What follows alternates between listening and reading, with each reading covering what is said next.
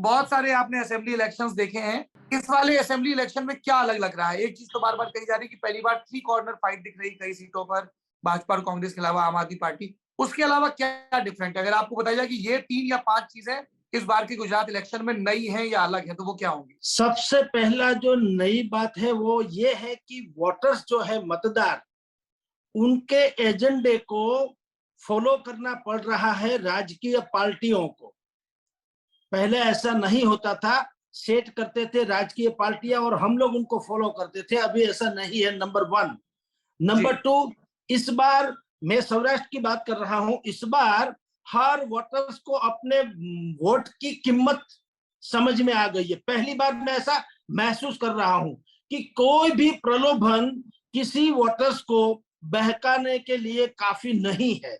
सब लोग ने अपना एजेंडा सेट कर लिया है, किसको वोट देना है और क्यों देना है और किसी को क्यों नहीं देना है। ये दूसरी बात है।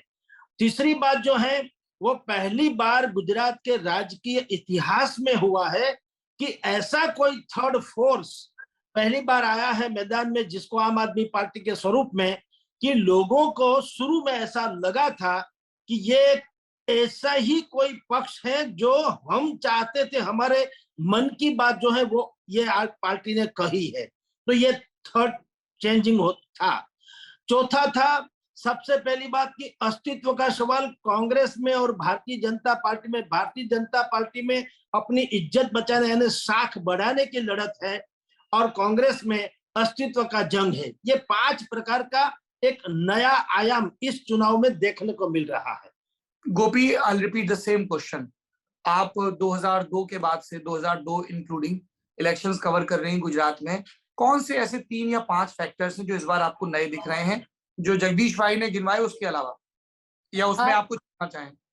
बिल्कुल सौरभ, देखिए जो सबसे बड़ा फैक्टर इस वक्त मुझे दिख रहा है वो यहाँ पे ये है कि आप देखिए पिछले 1 हफ्ते में प्रधानमंत्री 5 दिनों तक यहाँ पे रैलियां की है, यानी 8 दिन में से 5 रैली की है और उसमें करीब 55 जितनी जो कॉन्स्टिट्यूंसी सीट्स है उसको उन्होंने कवर किया है। तो कहीं ना कहीं ये फैक्टर है, ये मुझे लग रहा है कि बीजेपी की चिंता है, क्योंकि और देखिए जो लोग, जिन लोगों से हमारी बातचीत होती है, वो लोग ये कह रहे हैं कि प्रधानमंत्री ने हर चीज पे बात करने की कोशिश की। यहाँ तक कि प्रधानमंत्री अपने आप ही ये कह रहे थे कि मुझे औकात बताने की कोशिश की गई, मेरे लिए अपशब्दों का इस्तेमाल किया गया, मेरे लिए जिस तरीके की बातचीत विपक्षीय पार्टियां कर रही है। और तो कहीं ना कहीं मुझे ये लग रहा है कि क्या बीजेपी किसी एक चीज को मुद्दा बनाने की, जो पॉइंट बीजेपी लोगों के पास ले जाना चाहती है, जो इमोशनल कार्ड खेलना चाहती है बीजेपी, वो इमोशनल कार्ड इस बार नहीं खेला जा रहा है। इस बार लोग ये कहते हैं, क्योंकि हमने पिछले कई दिनों में ये देखा भी सही कि कई ऐसी जगह है जहां पे जब वहां पे बीजेपी के जो उम्मीदवार है वो कैंपेनिंग के लिए जाते हैं तो लोग उनका जम के विरोध कर रहे हैं।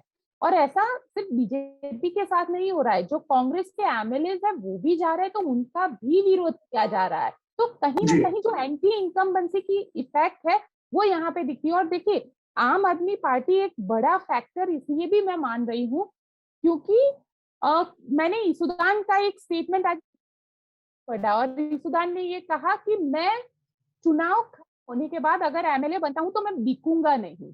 यानी आम आदमी पार्टी जो फोकस कर रही है वो कांग्रेस के उस फैक्टर को फोकस कर रही है जिसमें कांग्रेस के जो नेता है वो कांग्रेस पार्टी को छोड़ के बीजेपी में शामिल हो जाता है। तो ये भी एक बड़ा फैक्टर है, क्योंकि लोगों के पास जब हम गए, लोगों से बातचीत की, तो लोग ये कहते हैं कि कांग्रेस को वोट नहीं देना है क्योंकि उसके नेता जो है ना सारे बिक जाते हैं, वो बीजेपी में बाद में जाके शामिल हो जाते हैं।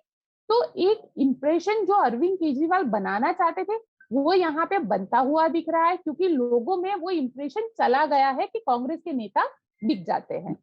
सवाल बीजेपी मुद्दा बनाना चाहती है, वो मुद्दा यहाँ पे बनता हुआ नहीं दिख रहा है। आम आदमी पार्टी का जो फैक्टर है उसे अगर आप देखें तो वो सूरत और सौराष्ट्र की कुछ काफी ट्राइबल की कुछ सीटों पे अच्छा खासा दिखेगा, लेकिन इसके अलावा लगातार कोशिश आम आदमी पार्टी ये कर रही है कि वो कहीं पे क्लिक हो जाए या उनका मुद्दा बन जाए जो आम लोगों को छू ले।